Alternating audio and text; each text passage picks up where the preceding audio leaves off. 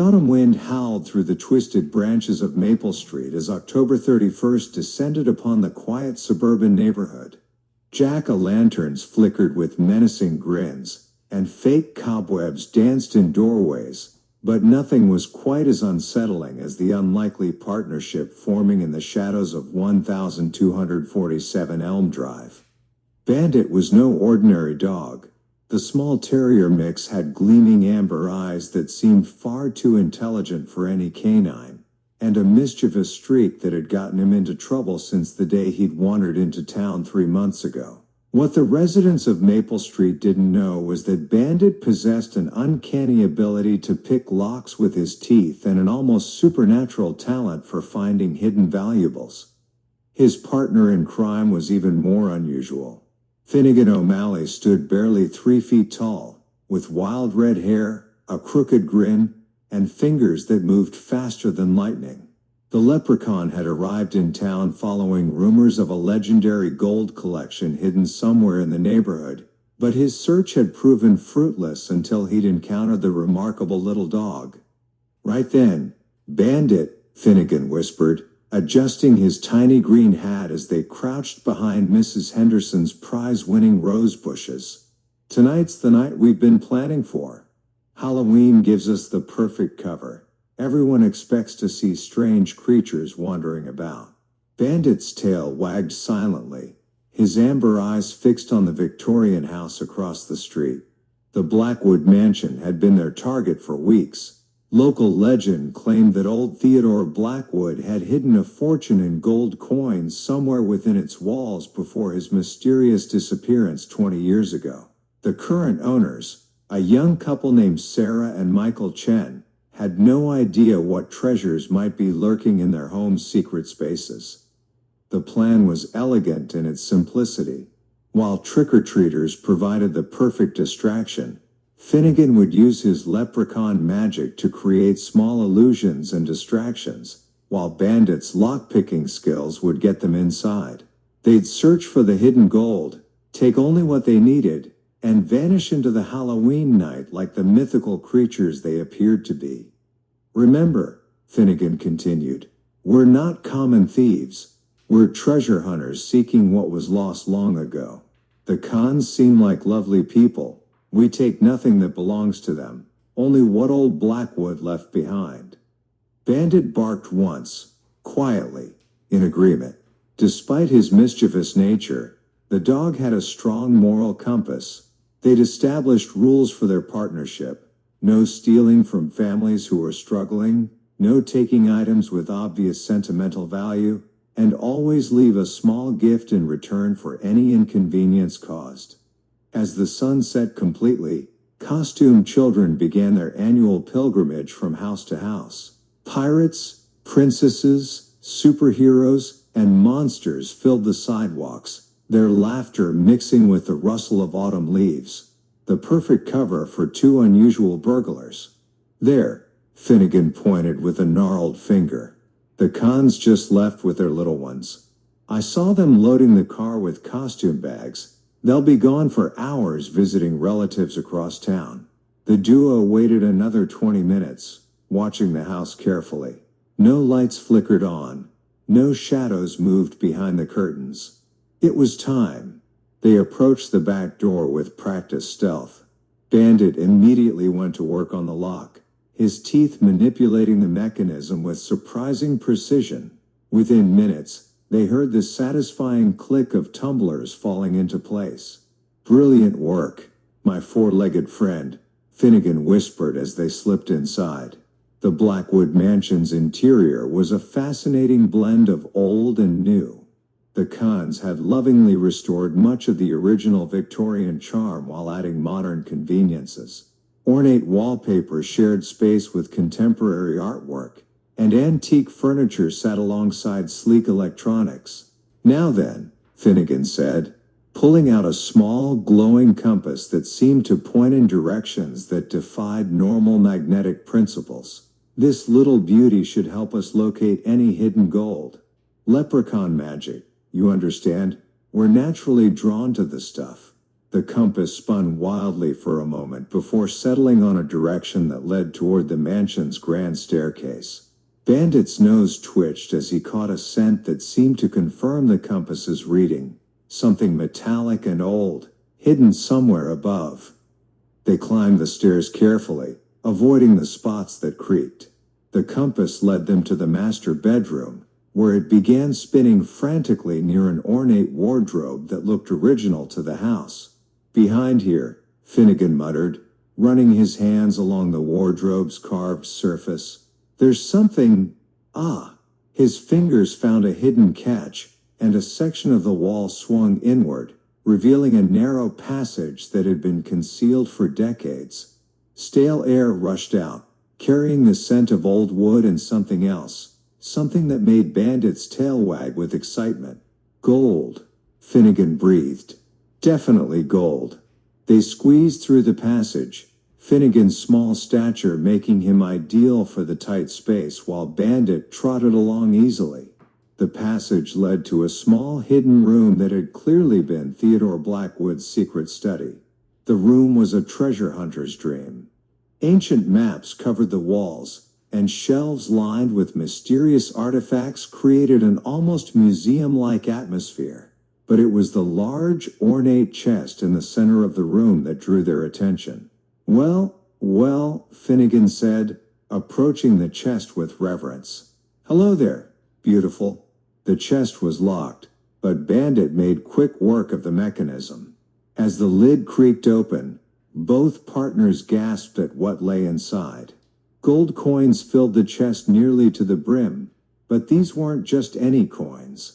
They were ancient pieces from around the world, Spanish doubloons, Roman aureus, Celtic torques, and dozens of other precious artifacts that represented centuries of collecting. "This isn't just a treasure," Finnegan whispered in awe. "This is a historical archive." Old Blackwood must have been quite the collector. But as they examined the treasure more closely, Bandit's keen senses picked up something troubling. His ears perked up, and he began to growl softly. "What is it, boy?" Finnegan asked, but before Bandit could respond, they heard voices from downstairs. "I thought I saw a light up there," came a man's voice. Michael Chen, apparently returned early from their Halloween outing. "Probably just a reflection from the street," replied a woman's voice, "Sarah. But let's check to be sure." Footsteps began climbing the stairs. Finnegan and Bandit exchanged panicked glances. They were trapped in the hidden room with no other exit, and the cons were about to discover the secret passage. "Quick thinking time," Finnegan muttered, his mind racing. "We need a distraction, something to draw them away from this room." Bandit's eyes lit up with an idea. He barked once, softly, and pointed toward a small window in the hidden room that looked out over the backyard. Brilliant! Finnegan understood immediately. Using his leprechaun magic, he created the illusion of movement in the backyard, shadows that looked like intruders trying to break into the garden shed. "Michael, look!" Sarah's voice carried clearly through the walls. "There's someone in our backyard." The footsteps quickly retreated as the couple rushed to investigate the apparent break-in attempt. Finnegan and Bandit had bought themselves time, but not much. "We need to think about this differently," Finnegan said, looking at the treasure with new eyes. "This collection belongs in a museum, not hidden away in a secret room. But we can't just leave it here for the cons to stumble upon. They'd never believe the story, and it might bring them unwanted attention from less scrupulous treasure hunters." Bandit tilted his head, considering the problem. Then he began to bark softly in a pattern that Finnegan had learned to recognize as the dog's way of suggesting a complex plan. "You're right," Finnegan nodded as he interpreted Bandit's communication. "We need help from someone who can handle this properly. Someone with connections to museums and historical societies." As they heard the cons returning to the house, apparently satisfied that the backyard was secure, Finnegan made a decision that would change everything. "We're not taking any of this tonight," he announced. "Instead, We're going to become protectors of this treasure until we can find the right person to help. Over the next several days, Finnegan and Bandit embarked on a different kind of mission. Using Finnegan's connections in the supernatural community and Bandit's remarkable ability to judge human character, they began researching local historians and museum curators. Their investigation led them to Dr. Eleanor Whitmore, a respected archaeologist and historian who specialized in recovered artifacts. More importantly, she had a reputation for ensuring that treasures found their way to appropriate institutions rather than private collections. The challenge was making contact without revealing their own unusual nature. Finnegan solved this problem with typical leprechaun cleverness. He began leaving anonymous notes for Dr. Whitmore, each one containing a small clue about the Blackwood treasure and its historical significance. Meanwhile, Bandit kept watch over the mansion, ensuring that no other treasure hunters had picked up the scent of the hidden gold. His vigilance paid off when he spotted a group of suspicious individuals casing the house one evening.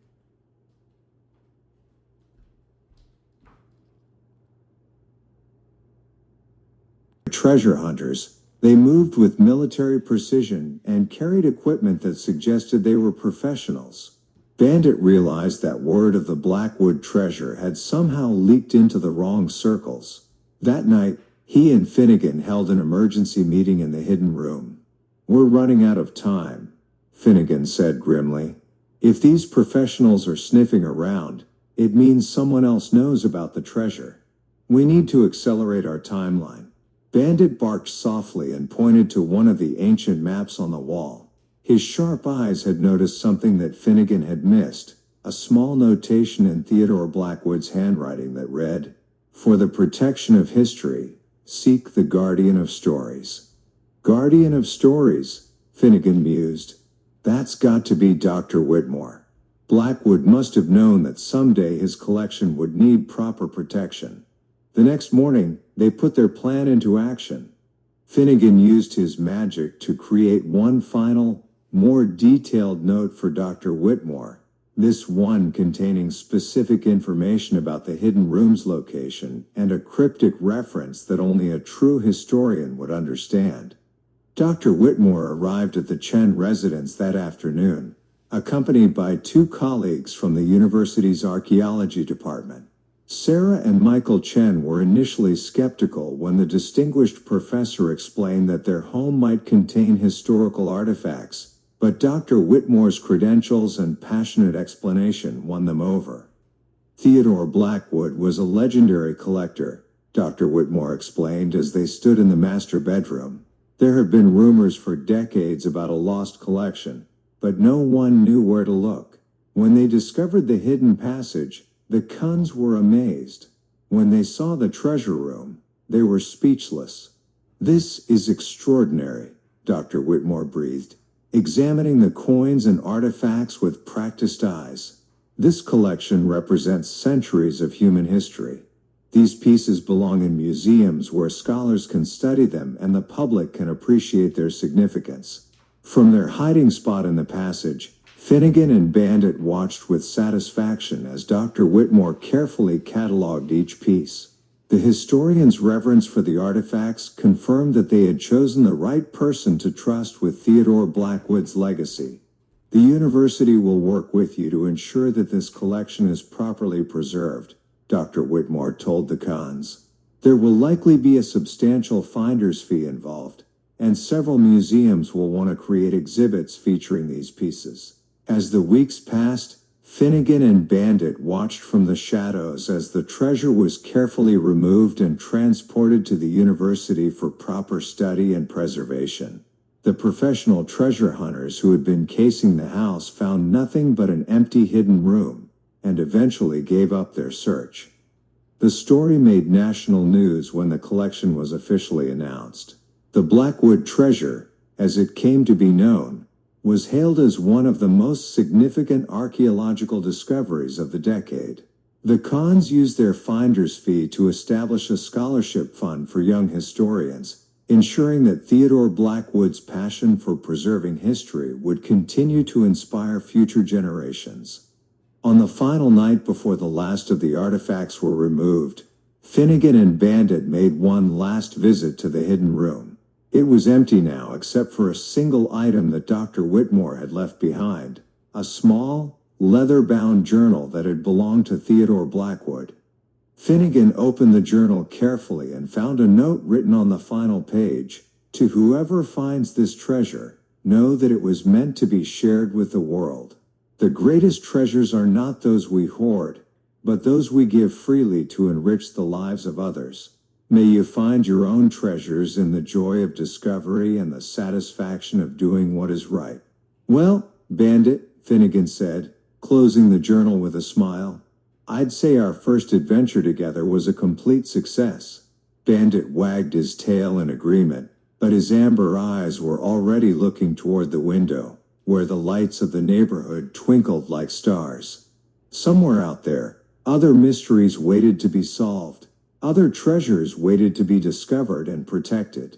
As they slipped out of the mansion for the final time, Finnegan tucked the journal into his coat.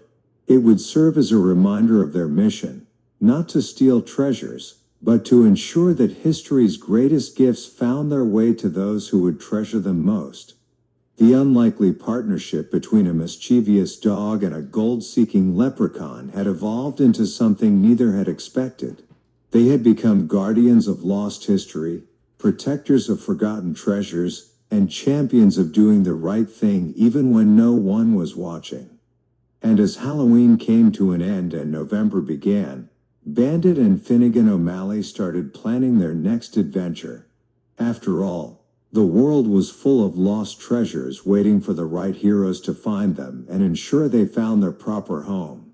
The mystery of the Blackwood treasure was solved, but for Bandit and Finnegan, it was just the beginning of many adventures to come.